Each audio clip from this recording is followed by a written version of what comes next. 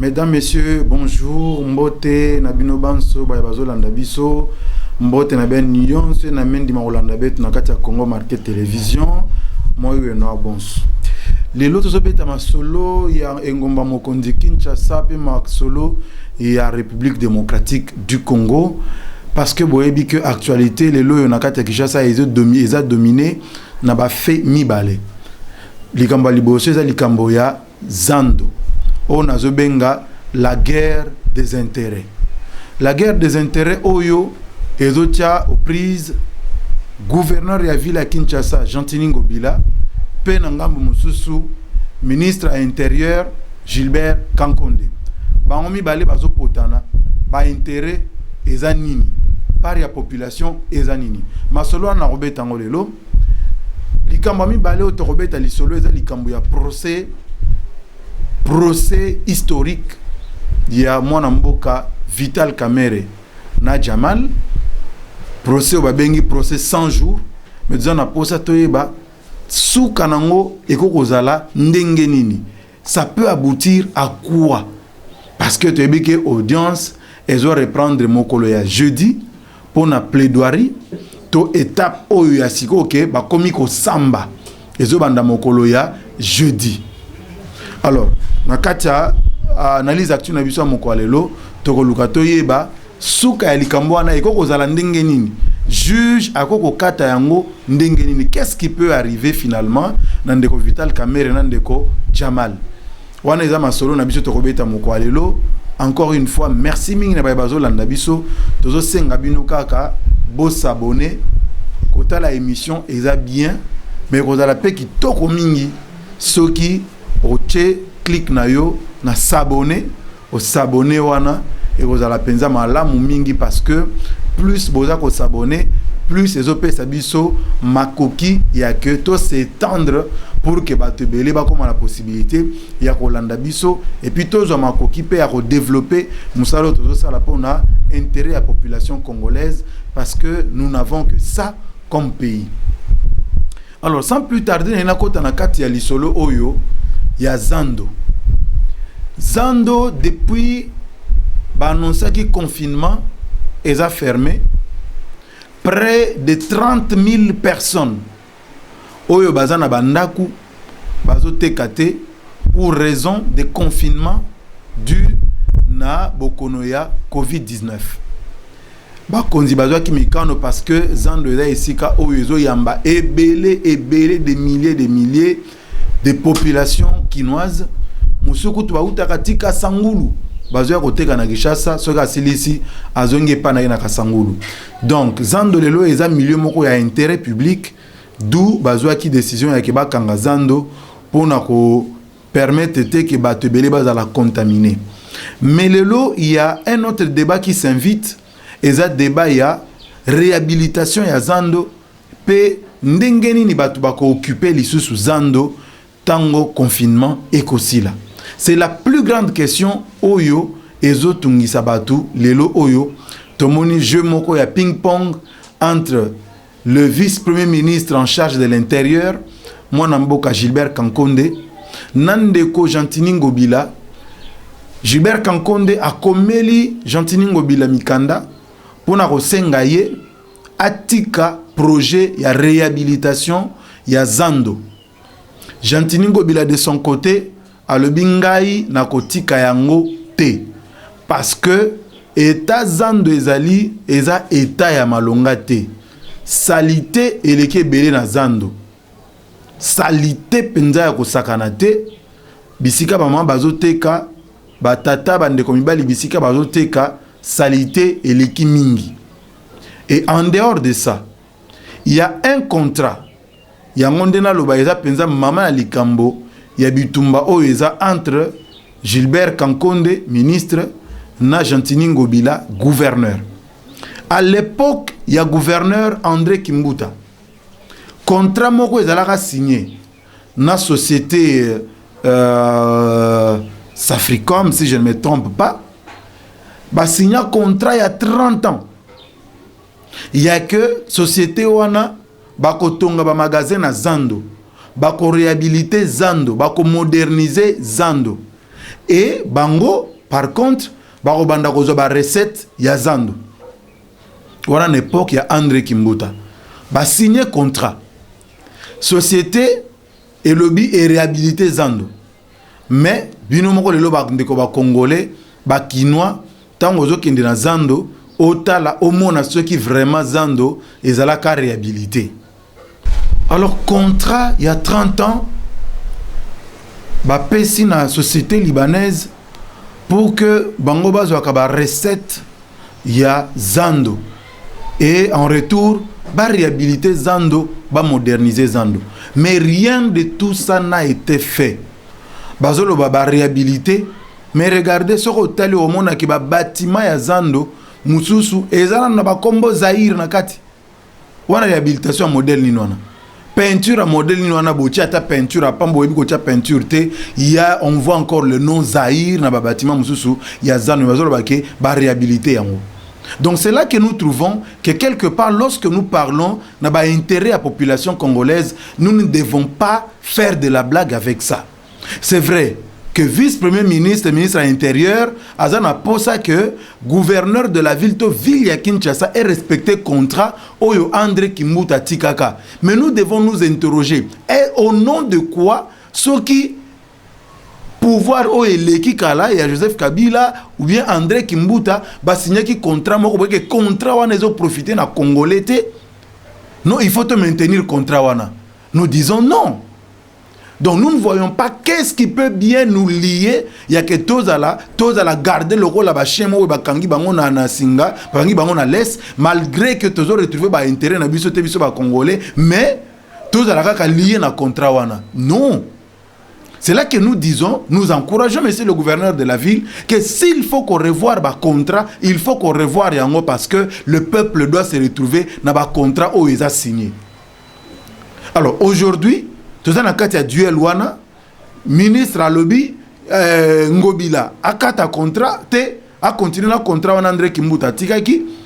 Le gouverneur de la ville par lobby ngana ko continuer na contrat wana te, il faut tous abatu ya sika o baza capable ya ko aider biso to réhabiliter marché central. Marché wana tango etonga maka Kinshasa ezalaka na 500 000 habitants. Le lot Kinshasa to komina près de 14 millions d'habitants. Est-ce que Zando wana na état ils ont répondre kaka na besoin à ville à Kinshasa? Nous pensons que non. Ils ont répondre sur na besoin à ville à Kinshasa. Alors qu'est-ce qu'il faut? Est-ce qu'il est mauvais à que le lot il va revoir contrat wana? Batel sous contrat wana à table, bako ko revoir yango pour que ba yeba qu'est-ce que ça produit pour les Kinois, pour les Congolais. Mais malheureusement, nous avons le duel entre ministère na ville à Kinshasa. Et ça nous pensons que ça penza malongate pour la population. Voilà pourquoi nous encourageons le gouverneur de la ville. Mais entre-temps, le gouverneur de la ville, il a amorcé les travaux pour la réhabilitation de quelques marchés à Kinshasa. C'est ce qui nous manque toujours. Pourquoi Zando a rempli les loyaux? Pourquoi Zando a surpeuplé? C'est parce que justement, les marchés où il y a Mike commune, les marchés communaux, ils ont presque plus. Ils ont un état délabrement très avancé. Mais dans l'ingi qui avant de continuer, nati que la bino nous mois temps. Ndeko Jazz akitaki na terrain Ndeko Jazz Nyembo moko na biso ya Congo Market Télévision akitaki na terrain pour atala état d'avancement ya ba travaux oyo salama na kati ya ba marché oyo ya miki ya ba commune oyo bazo sala akitaki na marché ya Kalembelembe. Je vous laisse suivre cette émission et nous nous retrouvons tout juste après.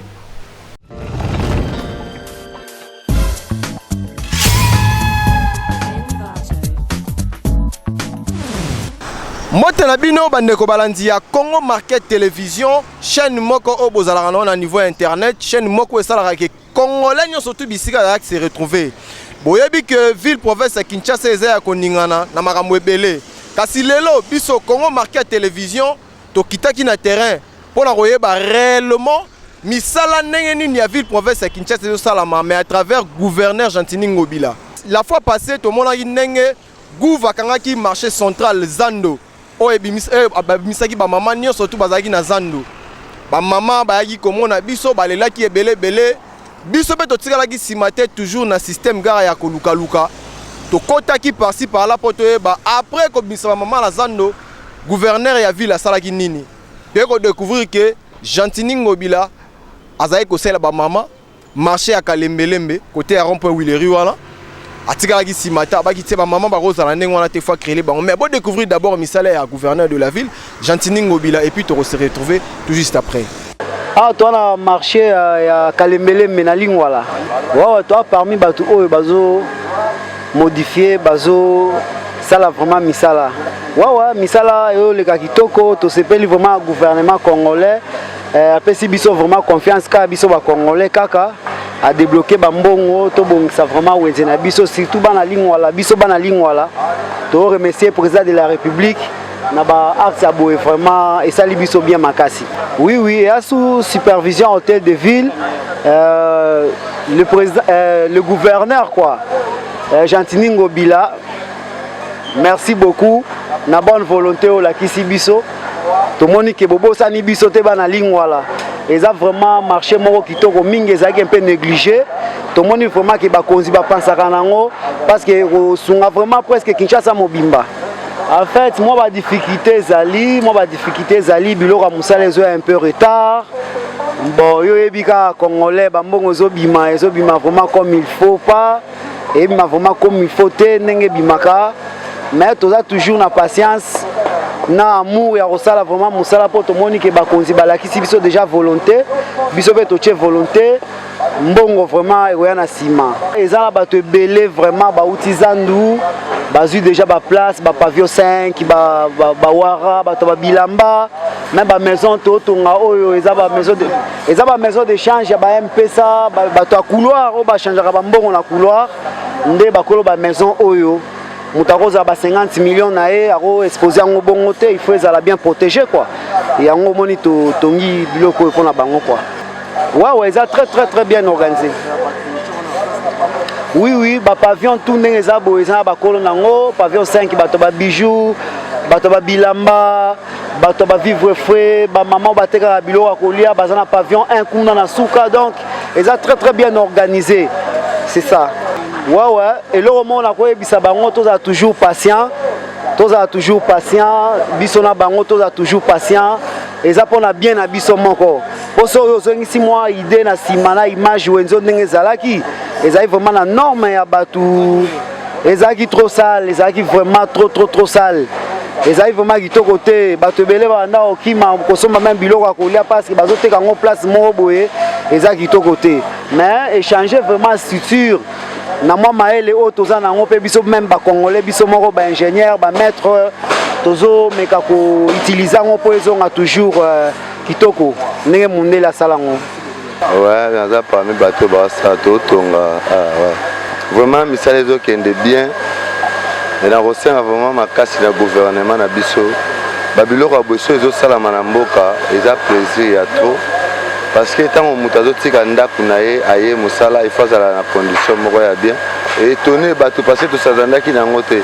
Parce que marché Kalembelembe depuis ba maman na biso ti lelo marché zalaki marché moko tango basisi côté kasi fait beti ba porte kangami mais tout le monde vraiment afongoli makambu donc même pas un mois ba besala nyoso bozo mona salama awa to kosenga na gouvernement na biso vraiment ba soutenir papa wana parce que to luka na mboka nde bato aboye et puis esuka ka na commune na biso te tous les 24 communes ya Kinshasa même na ba province ceux qui basali ba boye et ils ont vraiment bien bato ba teka na ba conditions ya bien et groupe ça peut sentiment ya kofuta ba taxe à l'état non et où mais la tête depuis to bandi awa lelo so totali tozo que les 2 mois même ça là qui est rapide ceux qui financent mais ça makasi na ndimite que ti ba 2 mois ko aussi là parce que bato mususu baza na volonté ya sala so ba sala te zaka par rapport à financement donc ba soutenir ye azana ba idée ya bien pour assister misala ba maman baya ba travailler na bango lo akoyebisa vraiment papa mokonzi na biso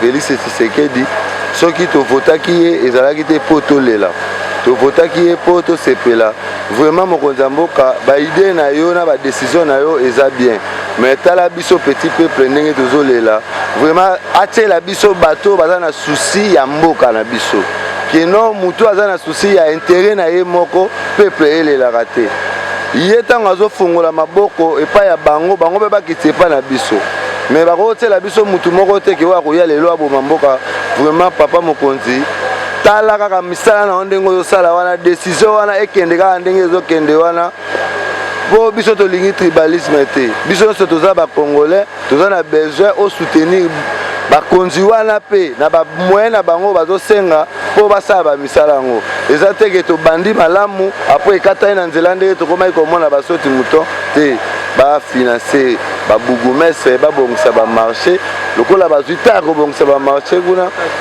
changement nde toza nango besoin donc apart changement toza na besoin eloko te social toza na besoin social toza na besoin bandako mpe baloyer ekita donc toza na besoin ya bongo bon nga nakomi awa nasali bambula ebele na kati ya wenze awa na kati ya wenze nasali bambula ebele naboteli bana awa makambo nyonso awa ya mibale nazosenga tozwi président ya sika toza na changement posa nango eza nini nazwa mbongo ekota na kati ya RDC tolingi bablack lisusu te na kati ya mboka ya mibale ya misato pardon toza na posa changement lisusu ekota mboka bilo neti nde namoni kati ya marché nde namonaki ntango nayelaki na wenze namonaki ndenge mosusu siko naye komona changement ekoti na kati ya wenze bumeso azalaki atizoin lelo namoni batie ye intérim mais na mwa mikolo asali mwa mouvement ekoti siko na kati ya wenze ata nazalaka te na uta musika mais changement ekokota ata ndele ekozala bien oyo bakotikala lelo lobi kuna tozala bien mais tolingi changement ezala na kati ya wenze na kati ya mboka kalembelembe. Voilà, merci beaucoup na bandeko balandinyo surtout bozala ki hyper scotché na chaîne na biso Congo Market Télévision. Boti kolana ndenge nini touti kolobela marché ya Kalembelembe oyo et salami na initiative ya gouverneur de la ville province de Kinshasa Gentili Ngobila. Biso toza vraiment wana na disposition na bino en cas de quoi bobenga biso na numéro wana tozala vraiment wana pona kosala bino musala kitoko mingi. Merci beaucoup na ingénieur John Makula o azalaki na sima ya caméra. Merci beaucoup na équipe Mobimba. Merci beaucoup na DG na biso Jenit Kaninda pour l'opportunité azali kopesa pour que tolobela République démocratique du Congo.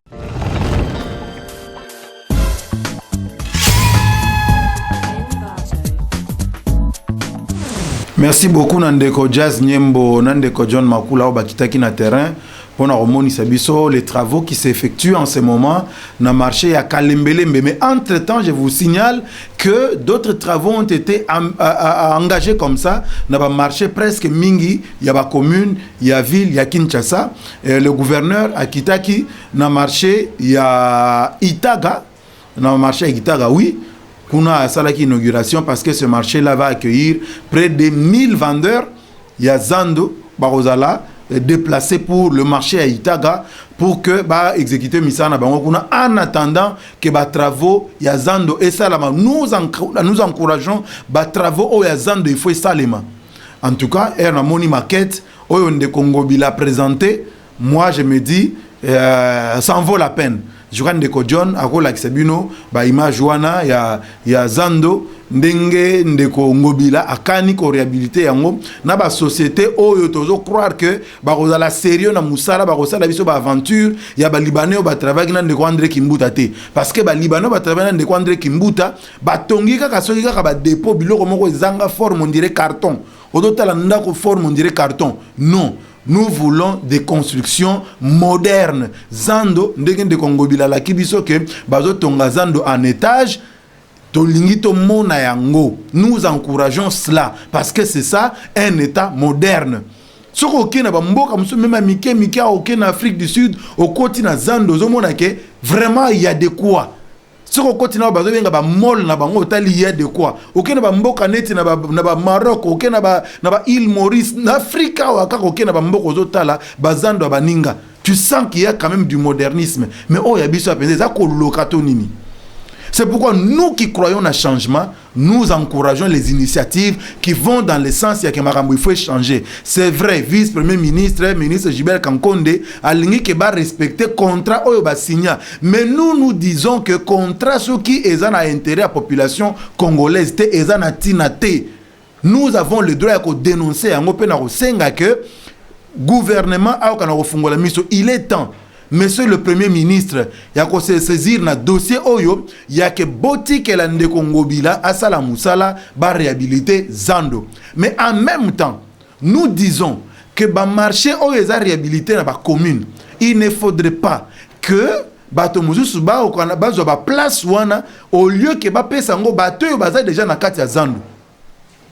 Et nous croyons que l'association vendeur y a marché central va travailler na gouverneur pour que ba membre nyonso to ba vendeur nyonso bazaka déjà na Zando ba retrouver ba place na ba marché communaux oyo bazo réhabiliter. Il faudrait pas que bato bazaki na ba Zando ba perdre place na bango, mais baki ko pesa ba place na ba marché ya sika wana na bato bazalaki kutu na ba place na Zando te wana ba ko créer des ordres. C'est pourquoi nous encourageons l'association ya ba vendeur ya marché central ya ko travailler en étroite collaboration na gouverneur de la ville pour que ba membre na bango oyo baza déjà na ba place na Zando ba se retrouver na ba marché oyo eza nouvellement réhabilité, notamment marché ya Itaga, marché ya Kalembele mbo to mona avec Ndeko Jazz, ba marché ya Kabinda, je crois, il y a un site là-bas au Bazo Salapé. Donc tous ces endroits-là, il faut bâtir Bandeko Nabiso, Bamama Nabiso, au Bazalaki Nazando à peu près 30 000.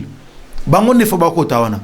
Mais Naroti Kabino Bolanda les sous Ndeko Ngobila parce que yé à la Kike Bazo Bongisa, avenue Dima, Oyo, ils ont traversé pratiquement commune à Kinshasa, je crois, la commune à Lingwala, en passant par Bokassa, avenue Victoire, tout ça, Bazo réhabilité en haut.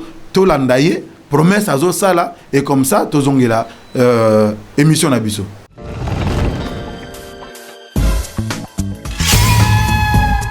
Des caniveaux qui sont bouchés à cause des conteneurs qu'on a superposés ici et là.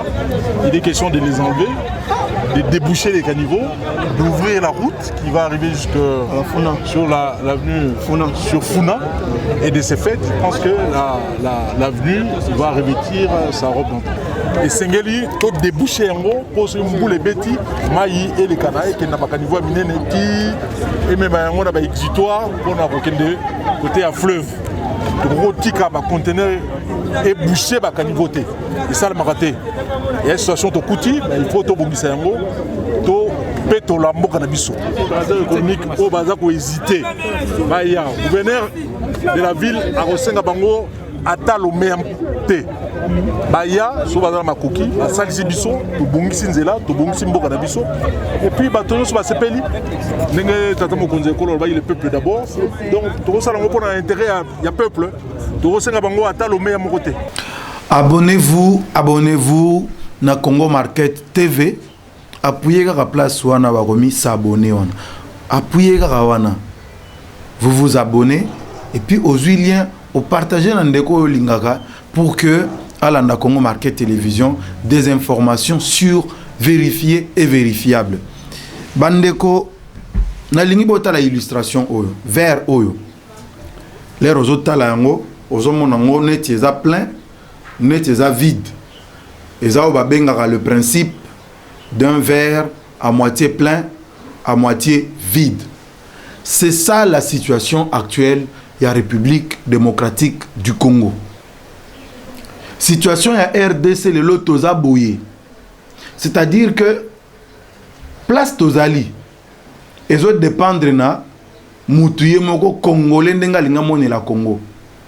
Eza na ba congolais muso ba poni ba mona na bango côté ya vide balobi ah eloko ezate. Eloko ezate. Mais ba congolais muso bandimi ba ah te mai eza déjà. Eza na katikati. Et moi je vais encourager les Congolais qui pensent que tout ça déjà la katikati. Mai eza déjà. Il y a un pas. Eza neti voiture ceux qui boti yango na o abengaka point mort. Ato zako kende déjà. Mais ce côté voiture na point mort. Il y a un certain moment ego kende ti ego telema. Mais ceux qui sont en première vitesse, malgré ceux qui sont malembe, mais ego avancer. Ego avancer. Aujourd'hui, nous sommes dans un moment où ba Congolais bazo zelake changement eko tanamboka. Makambu et bonga makambu est changé. Mais ça ne peut changer que par la volonté de chaque Congolais. de chaque responsable oyo batie na place Songoloto na place Pakala. Batie yo gouverneur de la ville. Vous avez la responsabilité ya kosala makambu oyo oza ko penser que eza pona intérêt ya ville ya Kinshasa, eza pona intérêt ya ba Congolais, eza pona intérêt ya République démocratique du Congo. Chacun en ce qui le concerne. Toza na momate ya ke mutu abana ko privilégier ba intérêt individuel, ba intérêt partisan au détriment ya intérêt à population congolaise. Toza isu na moment wana te. Et voilà pourquoi nous devons encourager tous ceux qui travaillent dans le sens que le peuple congolais a se retrouver. Vous savez que il y a des choses qui se font dans la ville à Kinshasa, qui se font dans ce pays. Ba contrat moko ba tuba signa ba tika yango alors que ça ne profite pas à la population congolaise. Est-ce qu'il faut dire que ba contrat wana tika la bongo? Est-ce qu'il faut tolérer ba contrat ya modèle wana? Ba contrat mo ba tuba signa pour na ba intérêt na bango na ba famille na bango. Qu'est-ce que nous n'apprenons pas? Toujours que marché à liberté ndenge za la wana ba recette na yango côté kendage yeba na raté. C'est que le lot toujours que ba recette ya zando et kendaka na ville mais ville yango bokotonga ngo ndenge nini? Qui ne peut pas réaliser comment? Ce qui, monsieur le gouverneur, vous ne savez pas retrouver les recettes de la ville à Kinshasa. Non, trop c'est trop. Ça ne peut pas continuer comme ça. Vous avez le devoir. Le coup là-bas, il y a que mbongo ya l'État, il faut besoin de la caisse ya l'État. Et c'est ça, ne ko permettre que mbongo et puis misale salama. Côté kuna makamba ko transiger zate. Et ça c'est tout à fait clair. Parce que le lo yo considéré que ba mama bazo futa mbongo na bango ya ba taxe ba futa kawana chaque jour bazo misa mbongo bazo futa. Mais vous prenez cet argent là bo pesi yango libanais moko boye au nom ya contrat moko boye ya signé ya 30 ans. Et mbongo wana olia ke bo bongisa nango zando bo assainir nango zando bo longo nango ba saleté o zando produisaka o toyoka ke 7 millions de tonnes ya déchets et ça la produit chaque jour na zando. Mais boko longo lango comment? Ceux qui mbongo wana ils ont kende na maboko ya un libanais. Non, trop c'est trop. À un certain moment il faut to zonga na nu batu to lobi to uti wapi to zo kende wapi. Intérêt à peuple eza wapi na auto signa na auto salakala. À un certain moment, nous devons nous dire que nous devons nous arrêter pour voir d'où nous venons. Qu'est-ce que nous devons faire aujourd'hui pour l'intérêt de la population congolaise? Est-ce que on est vraiment mindele baya? Est-ce que on est pensé que les Belges baya? Tout ça là qu'en époque où André Kimbuta, Union européenne, basu charge à Kolongola, salité na ba poubelle. Bah il a mis tout cas, bazo pèse à carburant et tout. Tout le monde a que ville comment est quand même propre. L'air kaka balobi bon si ko to sungi bino mingi, maintenant on vous laisse bâtir que André Kimbuta na mis tout cas, na ba décharge publique. Mbala moko qui ça c'est zongi solo. Non. Qu'est-ce qui ne va pas de la part des Congolais, de nos autorités? Qu'est-ce qui ne va pas?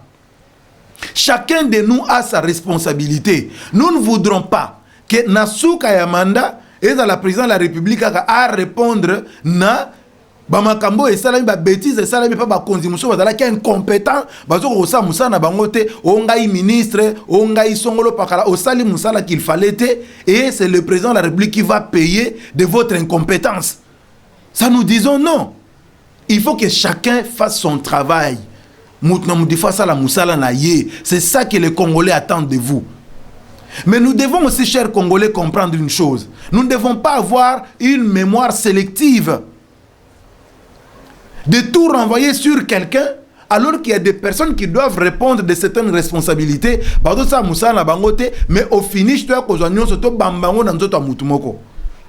ne devons pas avoir une mémoire sélective. On a vu ici, Bandeko Nabiso, Oyo Bazan, Afrique du Sud. Baleli balobi coronavirus kuna ba isolé bango et tout bazana ba moyen tout ça bazui bango ba petindi avion elongwe awa ba affrété avion et que zui bango nyonso. Est-ce que avion ane pona ki ote oyo muto alamuka oyo muto akash oyo muto FCC oyo muto PPRD to muto boye? Est-ce que pona ki?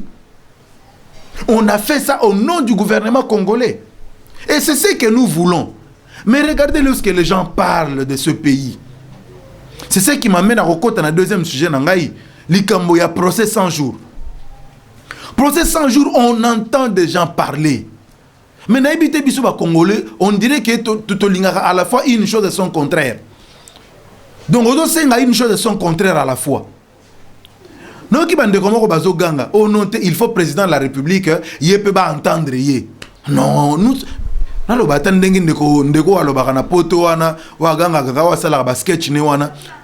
sommes quel peuple?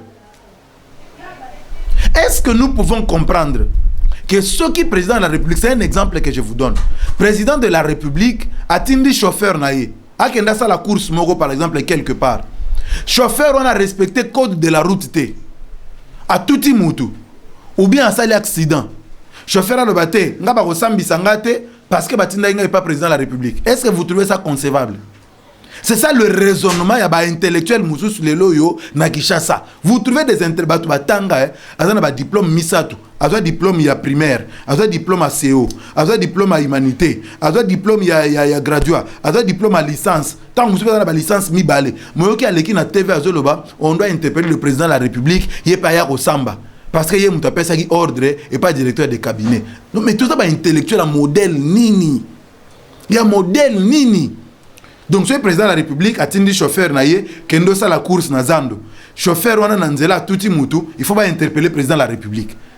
Pour y chauffeur à éviter le code de la route des alara. Mais nous réfléchissons de quelle manière biso ba congolais.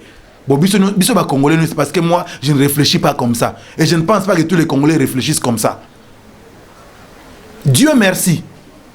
Dieu merci, la mouka ba signé communiqué.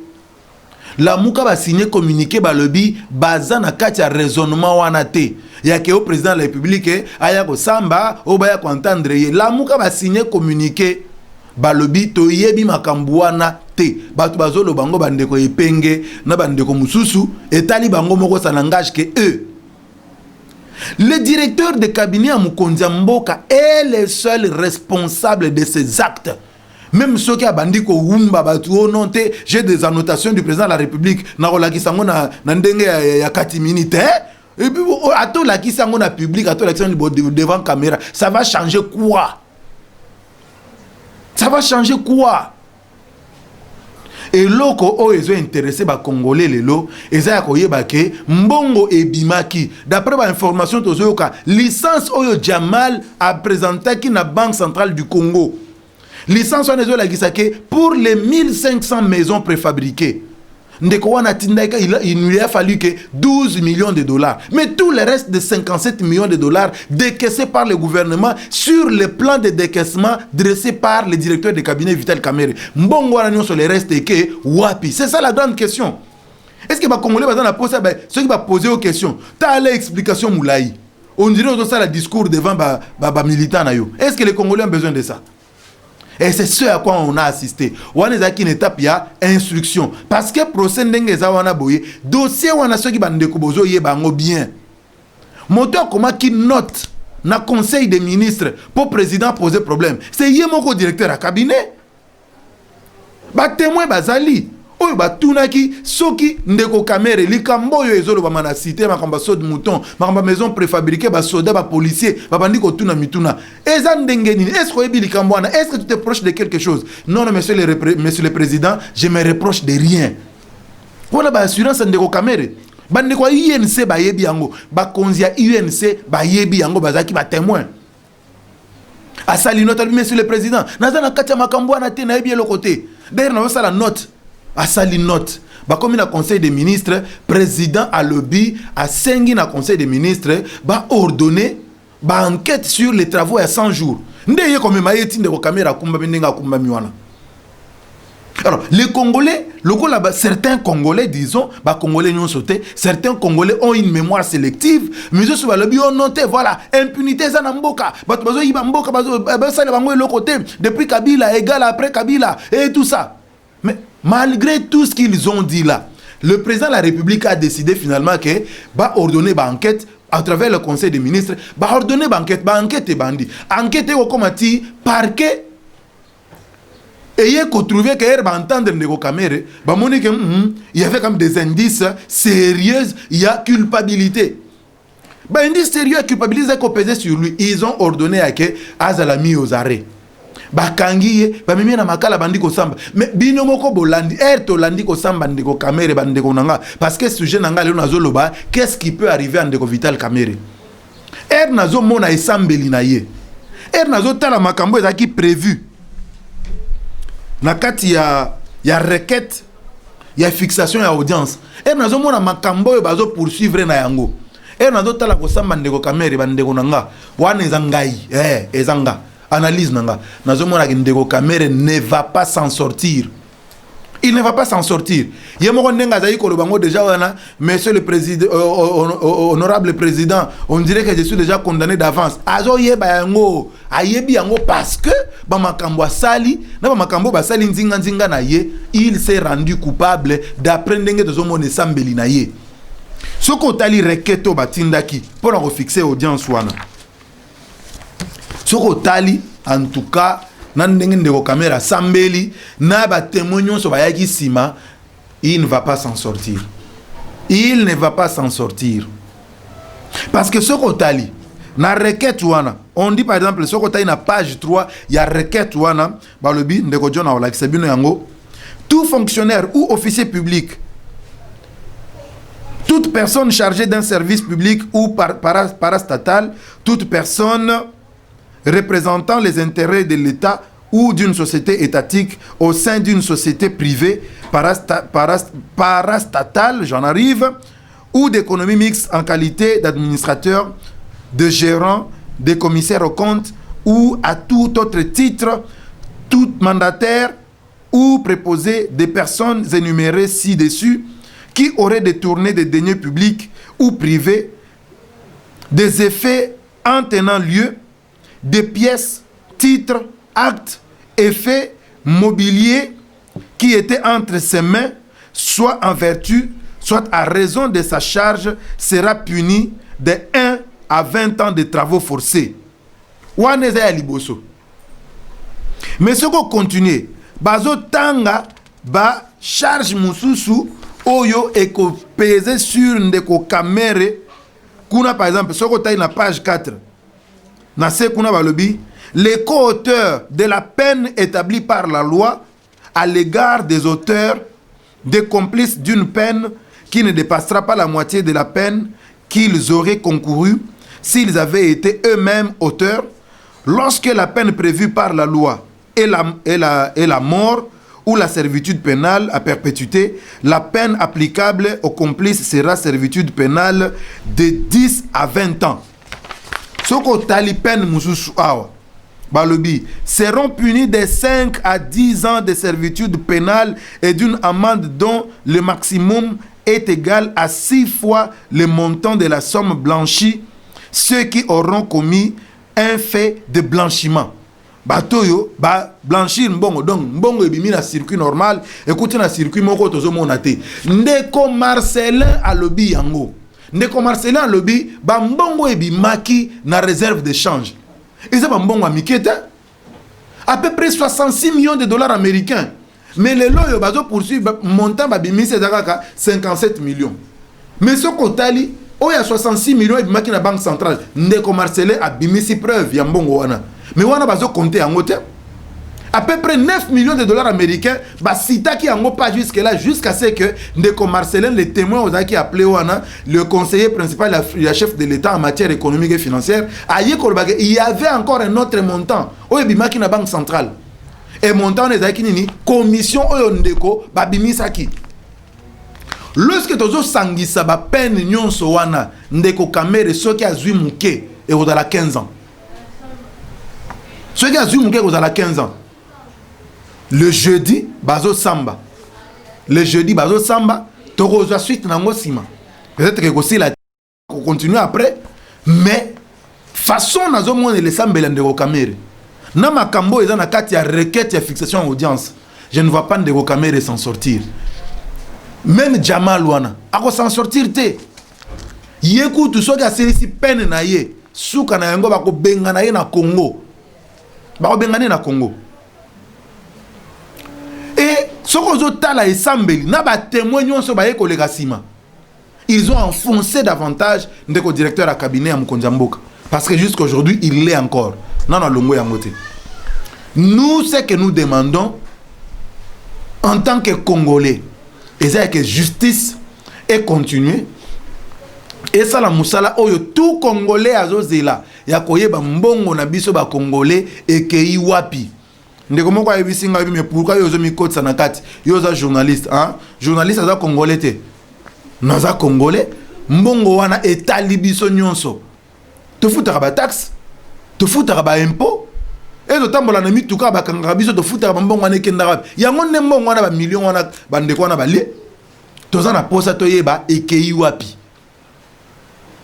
Alors nous disons il est temps ya que totika ko politiser yango totika ko politiser affaire oyo il faut mbongo wana ya ba Congolais et yeba ne pas ekei ezali kambote o Fachi mutu akangi kamere Fachi akangi kamere te mais ngana zo comprendre te ceux qui va sanctionner te o impunité o après Kabila égale toujours pendant Kabila to lingini ni biso ba Congolais parce que justice c'est ça la musa nango to bengaka justice c'est ça la musa nango justice c'est ça la musa ce que justice c'est bando ça la musa nango to comme o chasse à la sorcière o ndeni ba komi ko kanga o bakanga te basa nini siko batika makambo kotika ezali susu te. Nous croyons que procès oyo ça va servir de leçon. Désormais pas mutualia mbongo ya trésor public à ko réfléchir nanu par deux fois à ko réfléchir nanu avant lia mbongo à Congolais à partir ya procès oyo. Et toujours senga que bande ko ba magistrat moto a intimidé binote parce que toujours ka ba menace de mort et ça est belé. Même DG wana ya marché public wana a menacé de mort. Bazo menacé tous les jours ici yo okufa to roboma yo et tout ça. Bazo menacé de mort. Ba intimidation wana ezana tinate. Nous voulons un état de droit. Et si ka oyo ceux qui mbongo a Congolais bimi balobi na yo zwa 10 000 oyo salela Congolais musala songolo et salemi. Qu'est-ce que vous visez? Tango bazolo botongela ba policier bandako botongela ba militaire ndako yo zwi mbongo wana olie olingi ba policier ba se comporter comment olingi ba militaire ba sala nini. Nous disons non na ba comportement wana. Tout ça na suka émission na biso mukola lelo. Nous espérons que le jeudi tu vas assister à l'audience et on a la penza sombele suka bisanga. Audience wana to landango penza na motema pio. Mais nous faisons confiance na ba avocat de la République parce que nazomona kuna mete Koko Kayudi nazomona ndeko Filo nazomona bandeko Kaluba bango nyonso na ba ko défendre mbongo ya Congolais. Oui, mbongo ya Congolais ba ko défendre ngo. Tomi penza na suka merci mingi na bino nyonso bolanda ki biso tozo continuer ko suivre situation ya Zando. Merci mingi na bino nyonso bolanda ki biso tozo senga bino kaka bo s'abonner massivement na Congo Market Télévision. Nous enregistrons dans des conditions un peu difficiles. Tozo enregistrer ngo libanda parce que boyebi que confinement ya Gombe ba bureau na biso eza fermé. Toza na makaron kaka moko o tozo ki ezo permettre équipe na biso mobimbe se déplacer te pour na osala musala et puis équipe eza très réduite. Donc, bo accepter ma condition, tout ça là, comment maquiller na gauche, maquiller na droite, bo supporter en gros, nous travaillons pas dans des conditions idéales, et ça en raison il y a confinement, et en raison il y a isolement pour na makamboya Covid-19, nous sommes obligés à respecter en gros. Merci mingi, na bande ko bazola na biso na États-Unis, na Londres, na Paris, partout en Afrique, merci mingi. Na bande konyonso ya kalamu bana ya kauka nyonso salam na bino bande konyonso ya limité ba mbote na bino merci mingi na ba nyonso bazo soutenir biso Congo Market Télévision toza na bino elongo merci et à la prochaine.